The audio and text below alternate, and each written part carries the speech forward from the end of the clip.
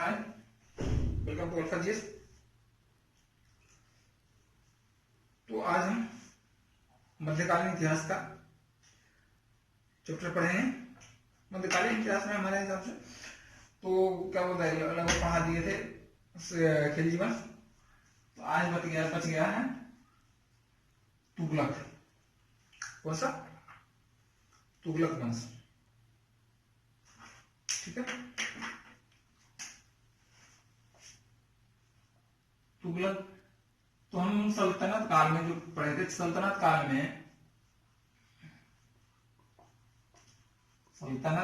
में 5 वंशों ने दिल्ली पर राज किया था। पहला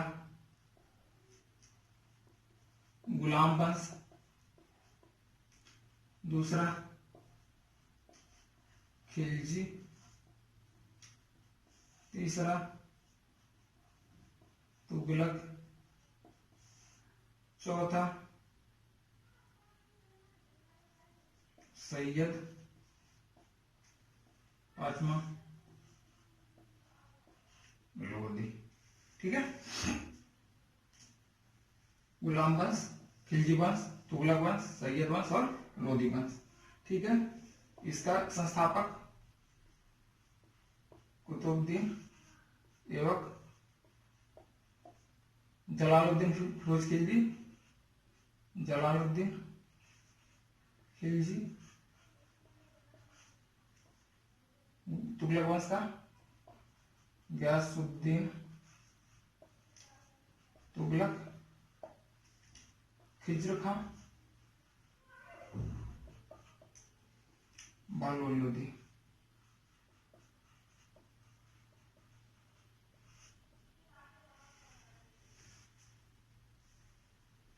ठीक है।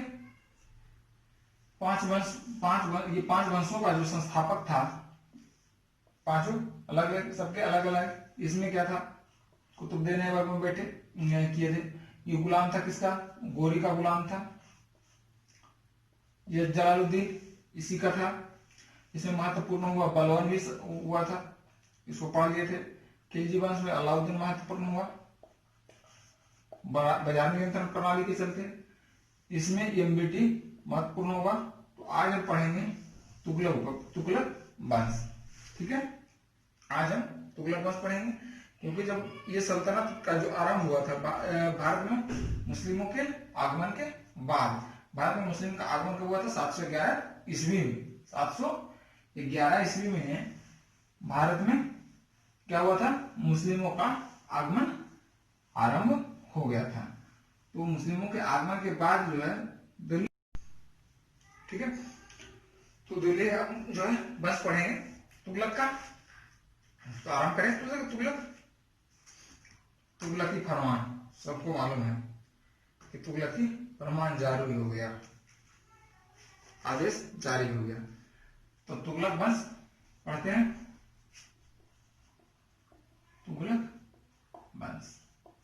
तुगलक वंश में शासक कौन कौन सा था? सबका वही तुगलक वंश। पहला था गयासुद्दीन तुगलक, दूसरा मोहम्मद बिन तुगलक, फिरोज शाह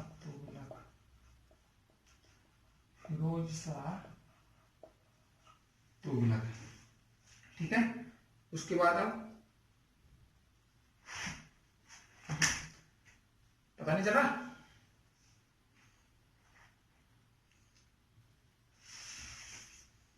उसके बाद पर है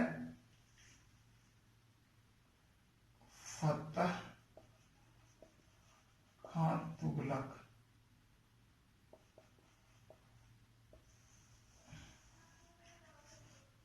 उसके बाद फतेह खां के बाद अबू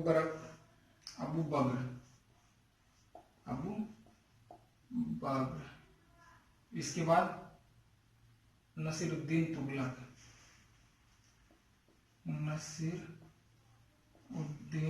महमूद, इसको कहा महमूद,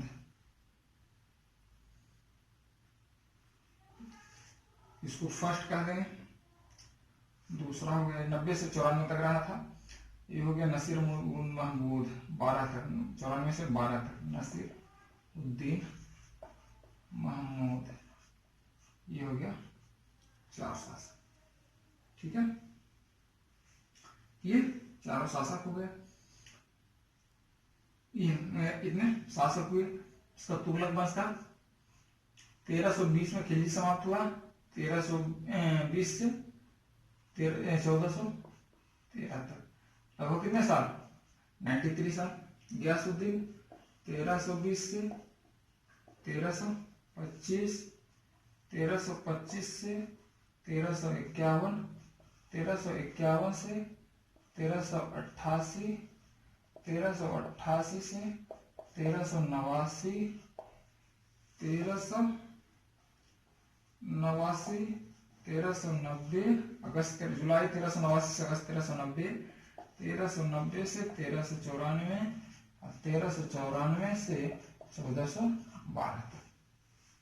ठीक है, 1413 में जो आया था, 1413 में इसी का था नसीरुद्दीन जो है दौलत खां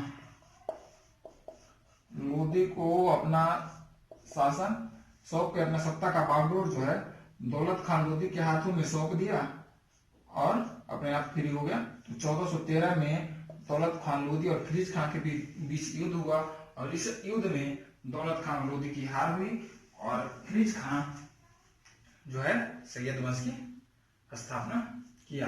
ये टाइमलाइन बना लीजिए सारे का, क्योंकि बहुत इंपॉर्टेंट, याद करना नहीं है, ये हिस्ट्री याद नहीं करना चाहिए, हिस्ट्री को समझना चाहिए, क्योंकि अगर रटेंगे हिस्ट्री को तो दिमाग में पल्ले नहीं भरेगा। आप जैसे मूवी देखते हैं, मूवी क्या होता है, बीता हुआ इतिहास नहीं होता। तो आप एक मान के चलिए कि आप जो है मूवी देख रहे हैं, आप क्या देख रहे हैं, मूवी देख रहे हैं, और इस मूवी को जो है आप देखते रहिए और मूवी जैसे दिमाग में याद हो जाता है, उसी तरह से आप इसको याद कर ले। याद करने से क्या होगा, आपको रटने की जरूरत नहीं पड़ेगा, तो आप आपका जो है अपने आप कंप्लीट होगा। इस हिस्ट्री में सभी चीज सभी इंपॉर्टेंट नहीं होता, आप एक बार याद करिएगा तो जो इंपॉर्टेंट रहेगा अपने आप दिमाग में आ जाएगा। ऐसा नहीं है कि नहीं आएगा, अपने आप दिमाग में आ जाएगा। तो जो है इसको रटने की जरूरत नहीं है। ठीक है,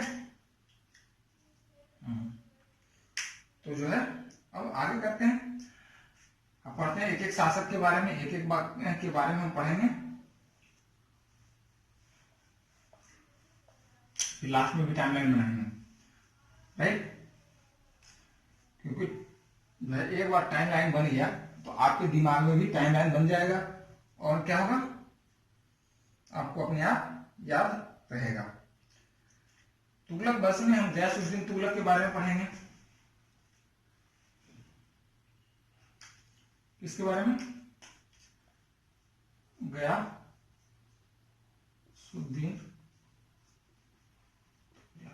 ठीक है, गयासुद्दीन तुगलक के बारे में पढ़ेंगे।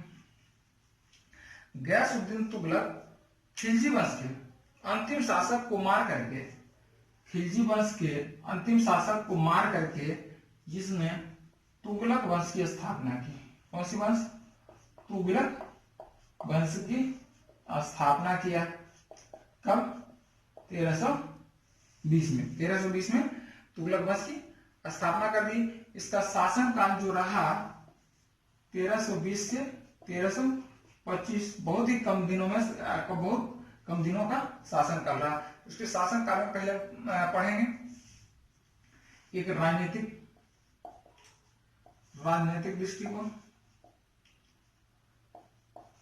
दृष्टिकोण, आर्थिक दृष्टिकोण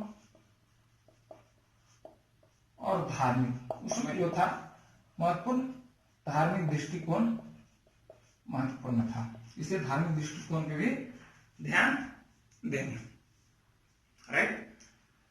राजनीतिक दृष्टिकोण था क्या था? राजनीतिक दृष्टिकोण से देखिए तो इसका शासनकाल जो है बहुत ही कम दिनों का है। इसका शासनकाल बहुत कम दिनों के था। वो तुगलक वंश की स्थापना करके जो है, तुगलक वंश का स्थापना कब किया था? मुबारक शाह खिलजी वंश का अंतिम शासक को हरा करके तुगलक वंश की स्थापना की। इसके पहले जो है वह उत्तर पश्चिमी सीमांत प्रांत का उत्तर पश्चिमी सीमांत प्रांत का गवर्नर था। प्रांत का क्या था? गवर्नर था। इसी के समय 29 बार मंगोलों ने आक्रमण किया। कितने बार? 29 बार आक्रमण किया। यह जो है बहुत कम समय में राज विस्तार नीति को तो थोड़ा सा आगे बढ़ाया। जितना भी सुल्तान कालीन राजा थे सभी राज विस्तार नीति की ओर अग्रसर थे। इसने जो है राज विस्तार नीति को थोड़ा सा आगे बढ़ाया, जिसमें कहे वारंगल 1321 में पहली बार आक्रमण किया था, विफल हुआ 1321 में। तो दूसरी बार 1300 कब किया था? 1323 में आक्रमण किया और वारंगल को जीत लिया। उस समय वारंगल में काकतीय वंश का शासक था, जहां का शासक प्रतापरुद्र देव था। दूसरा आक्रमण कहें तो उड़ीसा 1324। उड़ीसा को जाज नगर के नाम से जाना जाता था। जाज नगर के नाम से उस समय जाना था। 1324 में उड़ीसा को आजाद किया। 1324 में तिरहुत, 1324 में तिरहुत और 1324 में ही बंगाल को विजय किया। 1324 में जब बंगाल से विजय होकर वापस आ रहा था, वापस आते समय टीकेडी तुगलकाबाद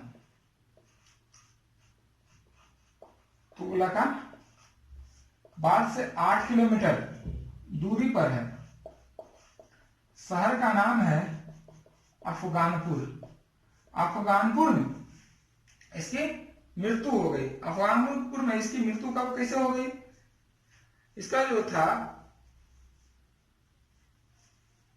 जो इसका पुत्र कौन था? जौना खान ने अहमद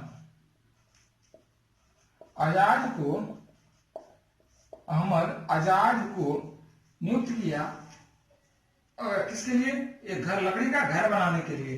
जो वापस आते समय अफगानपुर में नियुक्त किया था। और ये जौना खान चाहता था कि उसकी वापस जब आए तो इसके द्वारा लकड़ी का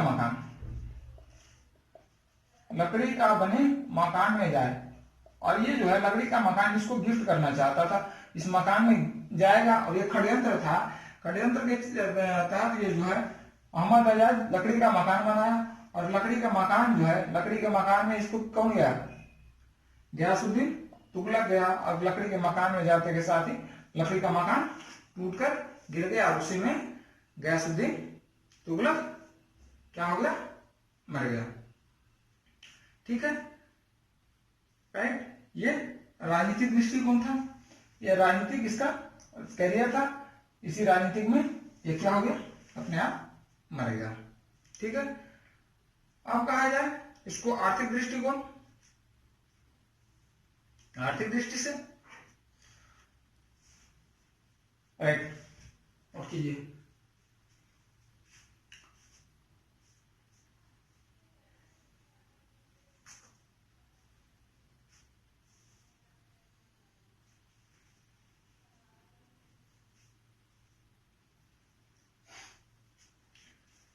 उसके बाद आर्थिक दृष्टिकोण से देखते हैं इसको।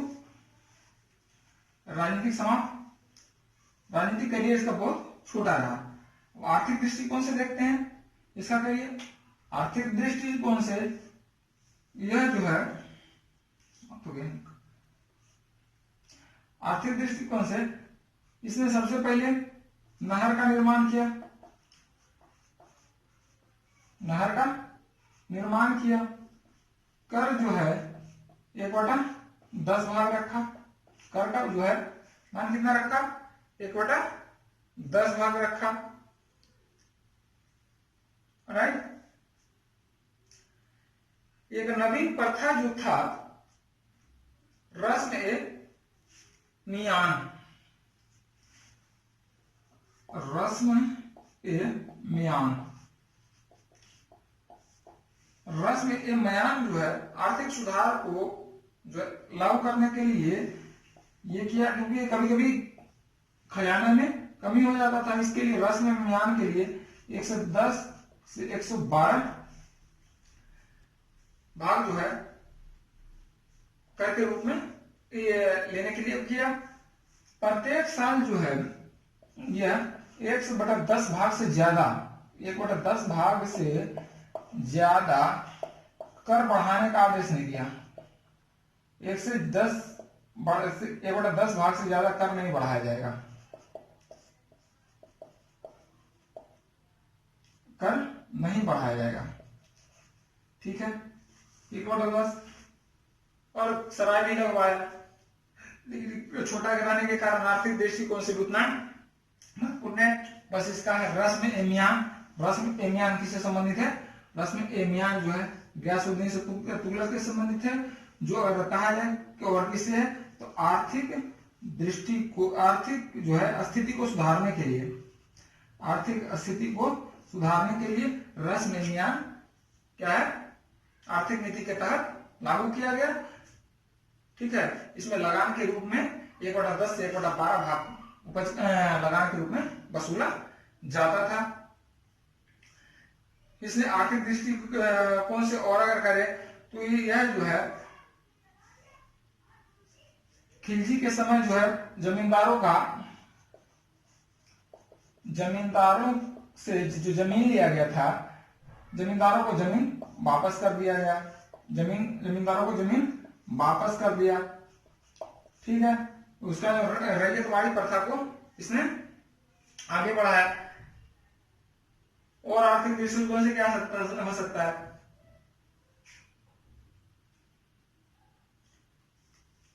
ठीक है। उसके बाद धार्मिक नीति के तहत, धार्मिक नीति के तहत देखिए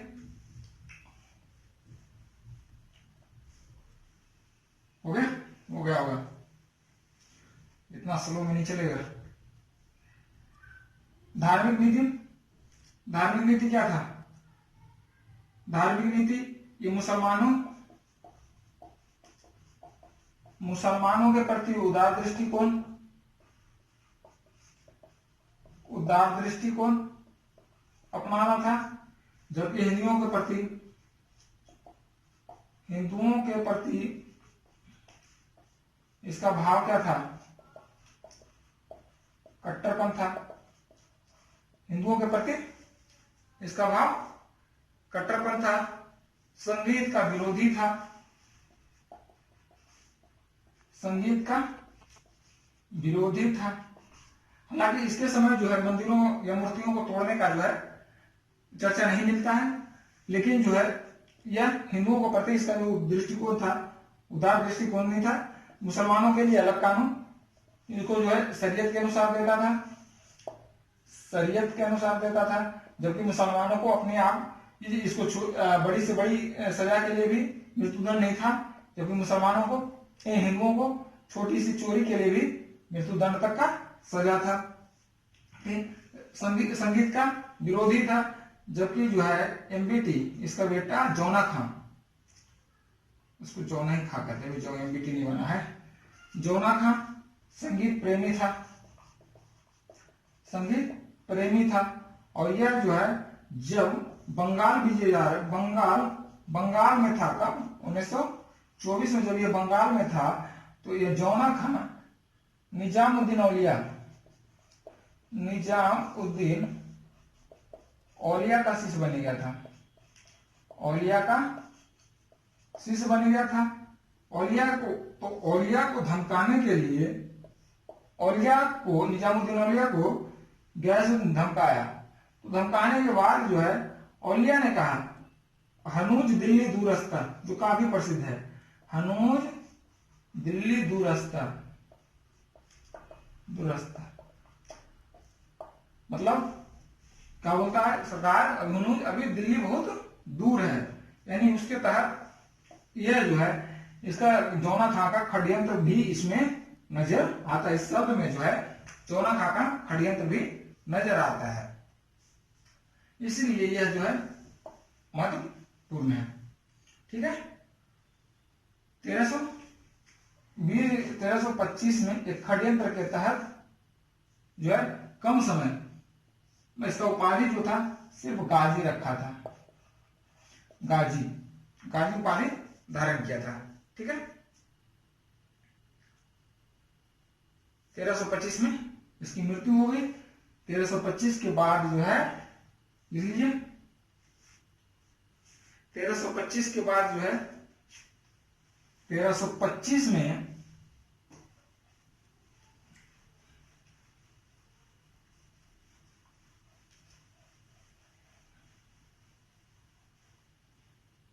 एमबीटी मोहम्मद बिन तुगलक, मोहम्मद बिन तुगलक,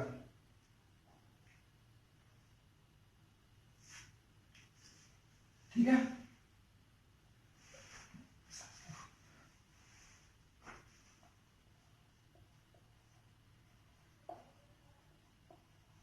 ठीक है साहब, मोहम्मद बिन तुगलक, इसका जो शासन काल रहा था तुगलक का सल्तनत काल कब रहा था? 1206 से 1526 तक तुगलक,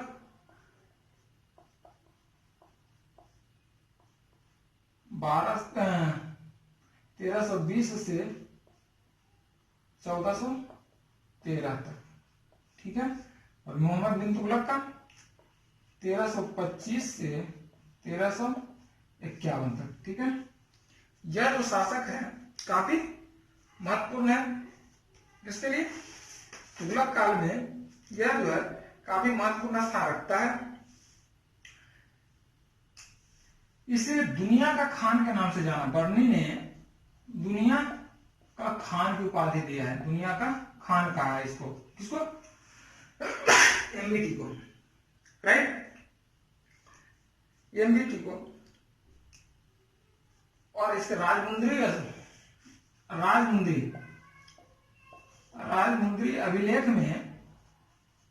अभिलेख में भी इसको दुनिया का खान ही कहा गया है। दुनिया का खान कौन? इसका मोहम्मद बिन तुगलक। इसका भी शासन काल तीनों भागों में बांटते हैं। पहले राजनीतिक, फिर आर्थिक, फिर धार्मिक। ठीक है, आर्थिक और फिर धार्मिक।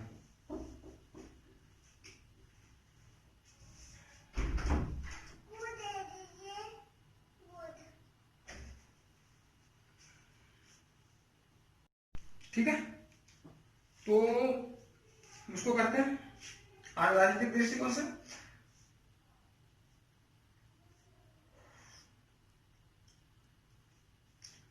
राजनीतिक दृष्टिकोण से इसका महत्वपूर्ण था।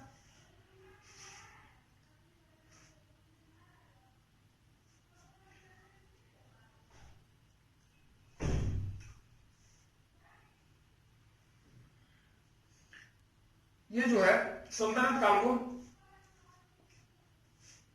राजनीतिक, पहला राजधानी में परिवर्तन, दूसरा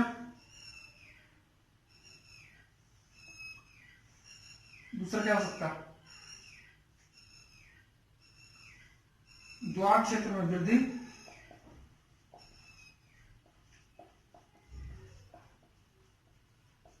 द्वार क्षेत्र में कर वृद्धि। तीसरा सांकेतिक मुद्रा, राइट। चौथा अगर कहा जाए तो खुरासान या करी जो है कराचील। चौथा खुरासान या कराचील अभियान। एवं कर दो इसको, एवं, दोनों अलग अलग हैं, ठीक है।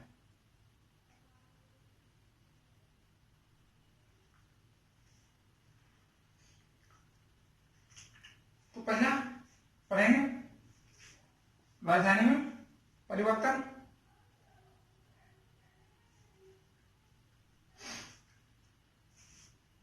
राजधानी से पहले द्वार क्षेत्र पढ़ लेते हैं, क्योंकि द्वार क्षेत्र 26-27 दोनों एक ही का समय है, तो पहले द्वार क्षेत्र कर देते हैं। राजधानी, चलो राजधानी कर देते हैं। 1326-27 1326-27 में किसका हुआ? राजधानी परिवर्तन।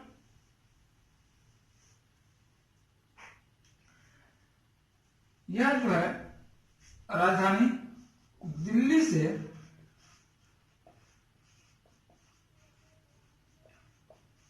दौलताबाद ले गया। कब? 1326 में दिल्ली से दौलताबाद। दौलताबाद का नाम क्या था? देवगिरी। इसका देवगिरी को मुबारक खिलजी ने कुतुबाबाद इसका नाम रखा था। कौन? मुबारक खिलजी,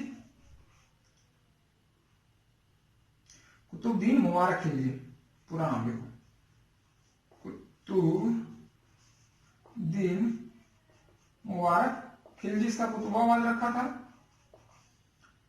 इसको बदल करके एमबीटी इसको क्या रख दिया? दौलताबाद। कहा जाता है कि दिल्ली, राजधानी दिल्ली में परिवर्तन का सबसे बड़ा कारण था कि यह जो है राजा मंगोलों के आक्रमण से बचना चाहता था। मंगोलों के आक्रमण से बचना चाहता था, ठीक है। दूसरा बात, अगर दूसरा इतिहास का अभी बात माने तो ये कहता था ये सेंटर में था, दिल्ली सल्तनत का केंद्र में था। केंद्र में होने का कारण जो है चारों तरफ शासन जो है सत्ता को संभाल सके, इसलिए वह दौलताबाद राजधानी परिवर्तित किया था। तो राजधानी परिवर्तन के बाद जो कहा जाता था कि दिल्ली में एक कुत्ता भी नहीं था। जब राजधानी परिवर्तन किया गया था तो दिल्ली का ही कहा जाता है कि राजधानी परिवर्तन के बाद दिल्ली राजमहल के पास एक कुत्ता भी नजर नहीं आता था, एकदम वीरान बन गया था। लेकिन यह जो है राजधानी परिवर्तन 1326-27 में किया, लेकिन ज्यादा सफल नहीं होने के कारण 3 साल बाद वापस कहा गया? राजधानी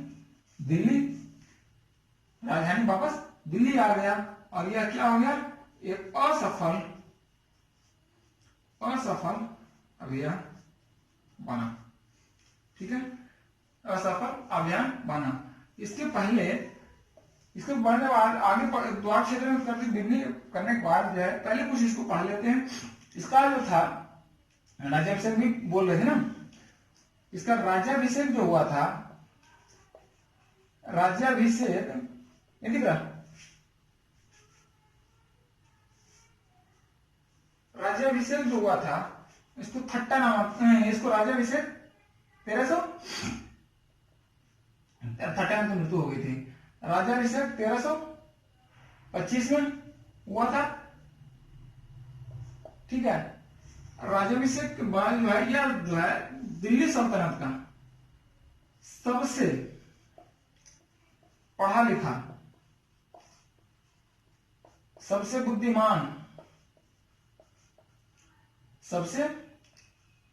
बुद्धिमान सबसे तेज, सबसे कुशाग्र बुद्धि वाला जो है शासक था।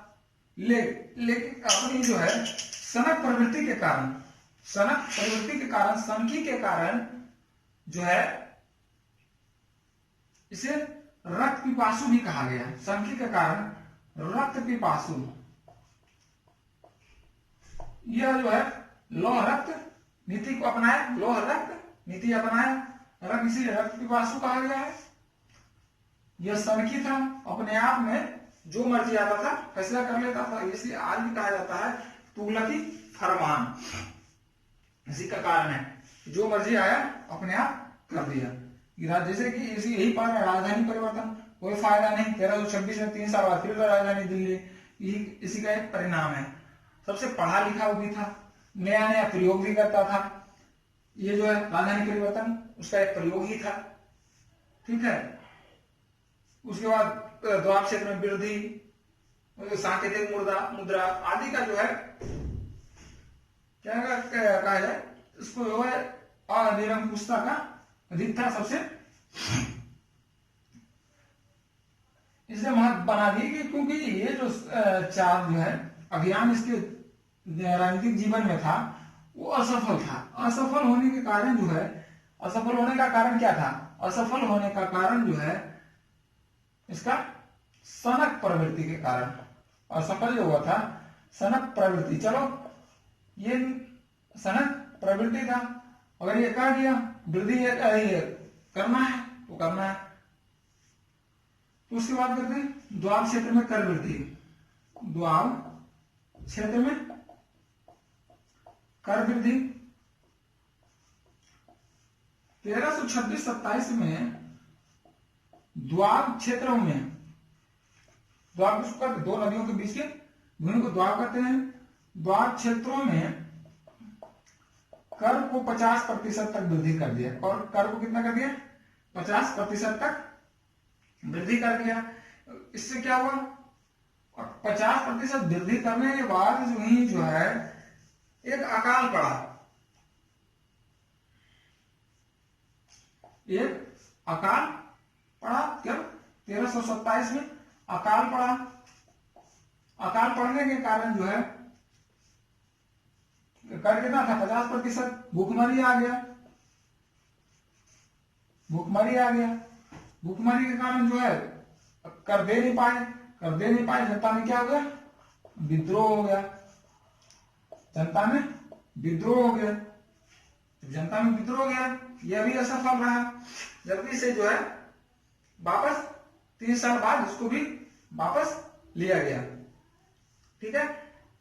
द्वार क्षेत्र में वृद्धि असफल, राइट। उसके बाद करते हैं सांकेतिक मुद्रा।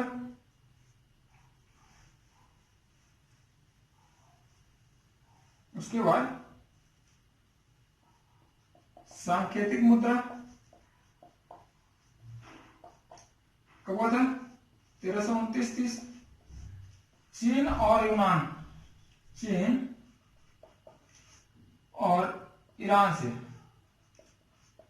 चीन और ईरान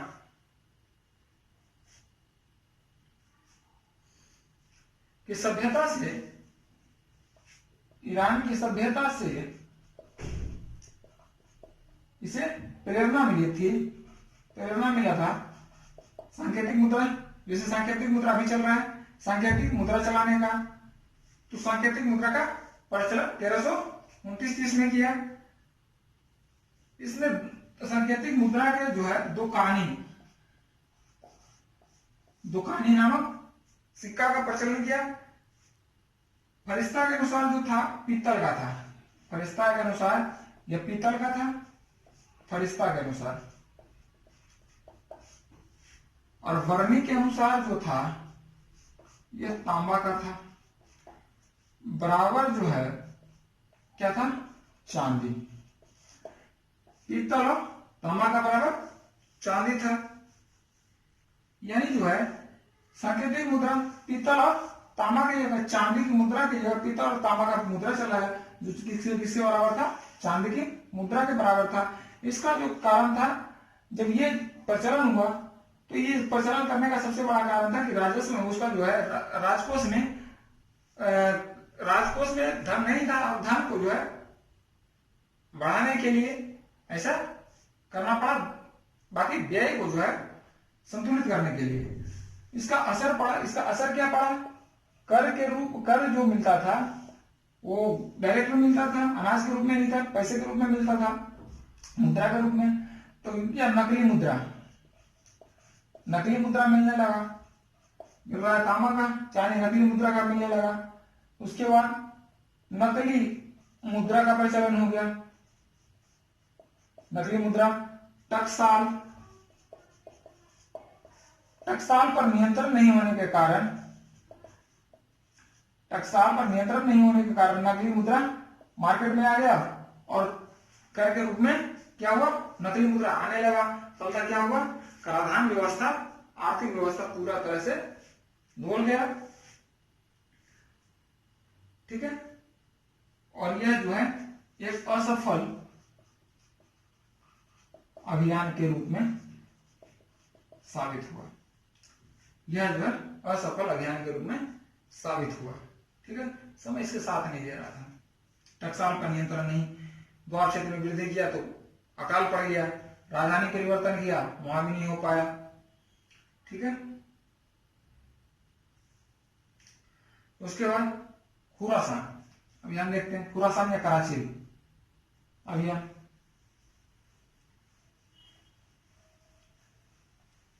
खुरासान या कराची अभियान। खुरासान या कराची अभियान। ठीक है, खुरासान और कराची अभियान यह जो है चाहता था कि इस पर आक्रमण किया जाए, खुरासान पर आक्रमण किया जाए, इसलिए 3,70,000 सैनिकों को अग्रिम वेतन दे दिया। अग्रिम वेतन के बाद जो है राजनीतिक कारणों से जो है इसमें क्या हो गया? समझौता हो गया। समझौता हो जाने के कारण जो है यह बेकार हो गया। समझौता हो गया तो झगड़ा होगा नहीं, लूटपाट होगा नहीं। इसका अग्रिम सेना उस समय जो था, सेना दो तरह, एक जमींदार के पास होता था, दूसरा राजा के पास होता था। दोनों हेल्प करता था। राजा के पास अस्थायी सेना था जो कम रहता था, बाकी जमींदारों से रहता था, और जमींदारों को जो था अस्थायी सेना था। अस्थायी सेना को 3,70,000 सेना को अग्रिम वेतन देना, राजकोष को खाली कर दिया। और क्या हुआ? फल क्या मिला? समझौता होने के कारण जो है कोई धन की प्राप्ति नहीं हुई। फलतः क्या हुआ? असफल अभियान हुआ। क्या हो गया? असफल अभियान। और इन सभी को कारणों के कारण जो है इसे असफलताओं का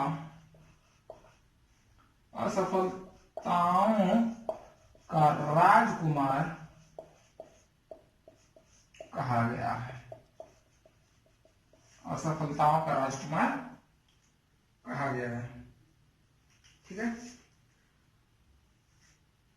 राज विस्तार में देखा जाए तो सर्वाधिक राज विस्तार जो है, सल्तनत का सर्वाधिक विस्तार एमबीटी के काल में ही हुआ था। मोहम्मद बिन तुगलक एमबीटी के काल में ही हुआ था। ठीक है,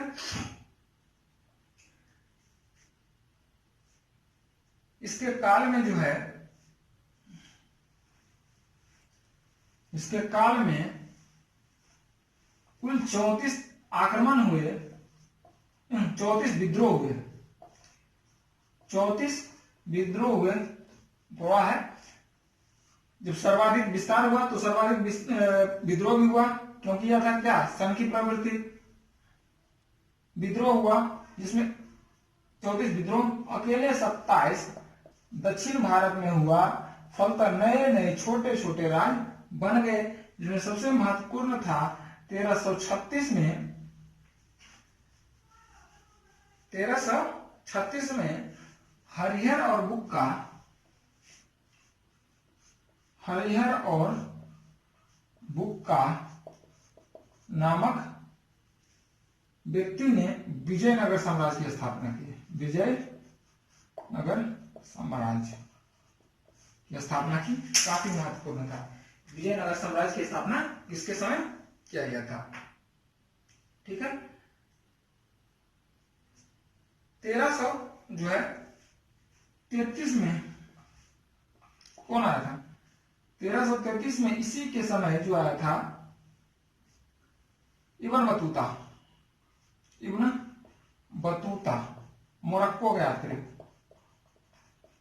मोरक्को का यात्री इब्न बतूता 1333 में भारत आया और उसे दिल्ली का काजी बना दिया। दिल्ली का काजी बना और 1342 में यह चीन राजदूत बनकर गया।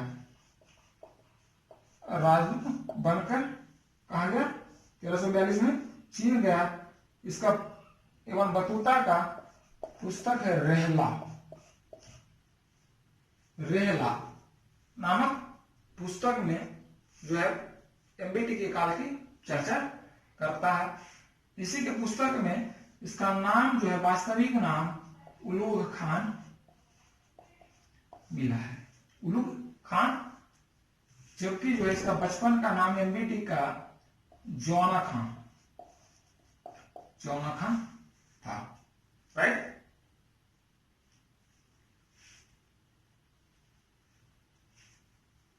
अब इसमें धार्मिक देखिए,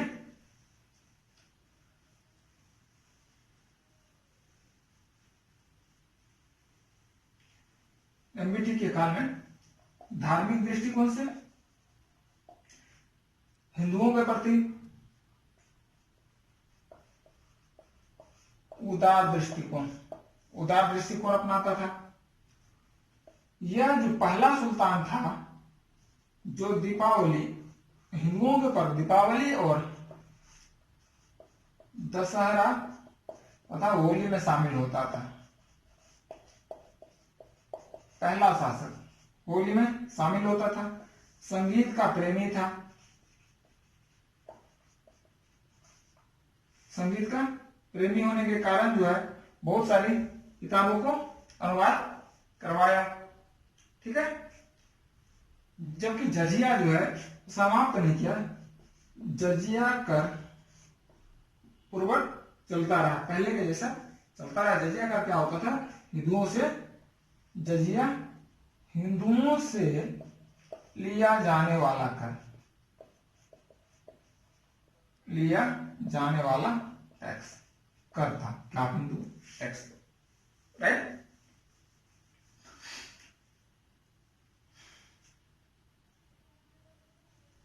और आर्थिक दृष्टिकोण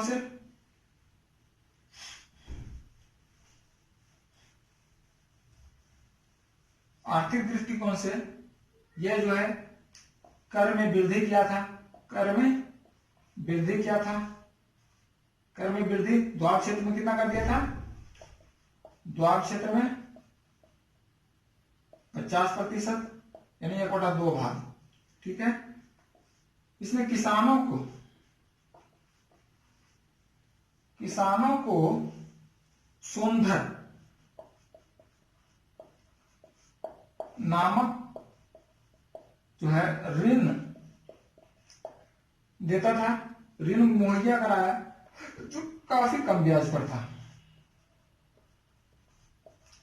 काफी कम ब्याज पर था। किसानों के लिए एक जो है बनाया विभाग अमीर कोही। ठीक है।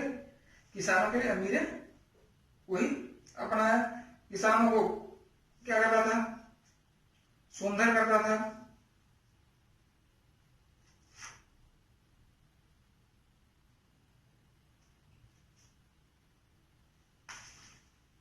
राइट। इसके समय जो है नहरों के निर्माण का चर्चा नहीं मिलता है, ना ही सड़कों के निर्माण का चर्चा मिलता है। बस इसी में राजधानी परिवर्तन ये वो करते करते इसका समाप्त हुआ और इसकी मृत्यु जो है 1351 में थट्टा नामक स्थान पर हो गया। इसकी मृत्यु 1351 में थट्टा नामक स्थान में हो गया। इसकी मृत्यु के बाद जो है पन्नी ने कहा था प्रजा को राजा से मुक्ति मिलेगा, प्रजा को राजा से मुक्ति, और राजा को प्रजा से मुक्ति मिल गया, प्रजा से मुक्ति मिल गया। ठीक है,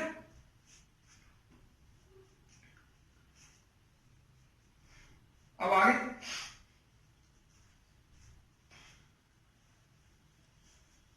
1351 में थट्टा में ही 1351 में थट्टा में ही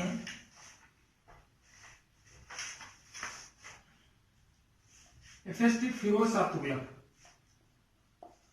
फिरोज शाह तुगलक 1351 से 1388। 1351 में ही थट्टा नामक स्थान पर राज्याभिषेक करवाया। 20 मार्च 1351 डेट याद रखिएगा, 20 मार्च 1351। 2 अगस्त 1351 में पहला बार थट्टा नामक 2 बार राज्याभिषेक करवाया था, 2 बार। ठीक है, 2 बार राज्याभिषेक करवाया था। फिर अगस्त 1351 में दिल्ली में राज्याभिषेक करवाया था। ठीक है, ये जो है प्रदेशों को जीतने की अपेक्षा जो है उसी को मजबूती से बनाए रखने की प्रवृत्ति को अपनाया, बनाए रखने की सोचना, उसी को मजबूती से पकड़ रखने के लिए सोचा। ठीक है,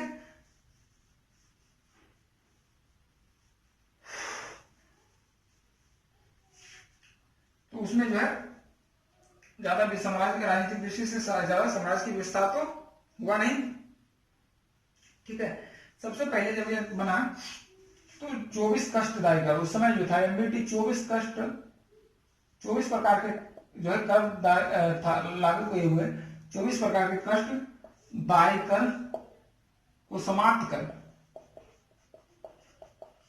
समाप्त कर सिर्फ 4 कर, जजिया, जकात, खम्स और खराज, 4 प्रकार का कर जो है लागू किया। खम्स जो होता था लूट के धन का होता था, जजिया हिंदुओं से लिया जाता था, जकात मुसलमानों से लिया जाता था। ठीक है, खराज वही था अपना राजस्व कर। 1300 इसका जो शुरुआत में 2 अभियान था, 1353 में बंगाल अभियान और 1359 में बंगाल अभियान। ये दोनों अभियान असफल था दोनों बार जो है बंगाल को जीत नहीं पाया। तो 1353 में आक्रमण किया था, उस समय था शमसुद्दीन इलियास राजा था, और जब 1359 में किया तो उसका आक्रमण था सिकंदर शाह इसका बेटा था। लेकिन दोनों बार जो है इसे हार कर आना पड़ा। इसने जो है अपने भाई जौना खां की याद में जौनपुर की नींव डाली। ये जौनपुर शहर को बनाया। ठीक है, इसका जो था धार्मिक बात नहीं पढ़े, पहले इसका आर्थिक दृष्टि से पढ़ लेते, और इसका राजनीति तो है नहीं। इसने जो है दीवान ए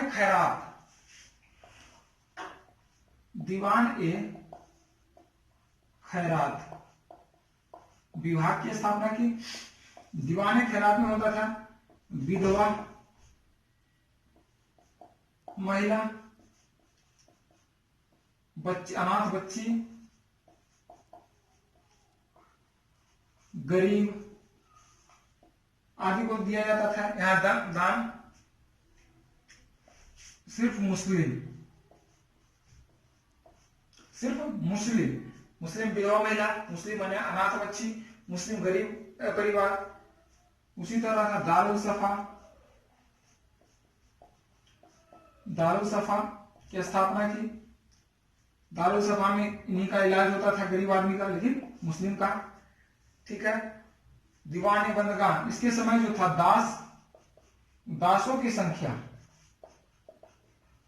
लगभग 1,80,000, लगभग 1,80,000 था। इसके लिए दासों को रखने के लिए, दासों को व्यवस्थित रखने के लिए दीवान ए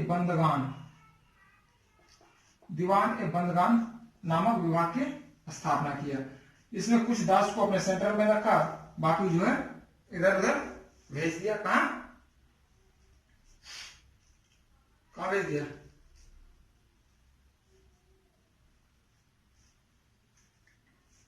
अपने क्षेत्रों में भेज दिया, रियासतों में। उसके बाद जो है इसने जो है सबसे महत्वपूर्ण घुसखोरी, जिससे सब समाप्त है, सब परेशान है, घुसखोरी प्रथा को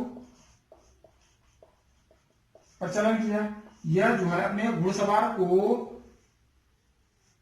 राजकोष से एक जीतल इसलिए दिया था क्योंकि वह राजा को पेश कर सके और अपने घोड़े को जो है सेना में शामिल करने के लिए पास करा सके। इसलिए जो है राजकोष से उसके एक जीतल दिया था और यह घुसखोरी का आरंभ किया था और घुसखोरी प्रथा का प्रचलन किया था। ठीक है। इसने पहली बार राजकीय आय का ब्यौरा तैयार किया। इस समय इसका जो था 1 करोड़ नहीं था।